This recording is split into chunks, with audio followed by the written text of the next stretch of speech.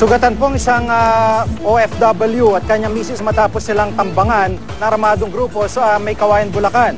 Sa CCTV footage na nakuha ng May Kawayan Police, makikita ang maroon na SUV na sinasakyan ng mag-asawang engineer na sina Rodelio at Irene Kidasol pasado alas 12 ng tanghali ng Martes sa MacArthur Highway.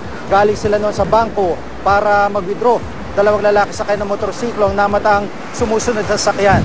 Bigla raw bumaba ang dalawang lalaki at pinagbabaril ang sasakyan. Target ng mga salarin ang bag ni Mrs. Kidasol na naglalaman ng kawi-withdraw lang na mahigit 10,000 dolyar at mahigit 10,000 piso. Natangay rin ang cellphone, passbook at time deposit certificate sa mag-asawa. Sugatan pero ligtas na ang mag-asawa. Duda nila mismong tauhan ng bangko ang nagtimbre na mag-withdraw sila ng malaking halaga. Hinala ng mga otoridad ang Kambal Kulot Group ang nasa likod ng krimen. Kahapon, isang itim na SUV na gamit umano ng backup ng mga salarin ang natuntun sa isang safe house sa Cabuyao, Laguna. Arestado ang 4 sa mga sospek. Pero nakatakas daw ang leader na si Wilfredo Panogalinga alias Kulot at kanyang kapatid. Na-recover naman ang mga cellphone na mag-asawang Kidasol at mga passbook ng iba pang ininalang biktima ng grupo. Pinaghahanap na ng mga otoridad si Kulot na dati na raw na-convict sa kasong illegal possession of firearms.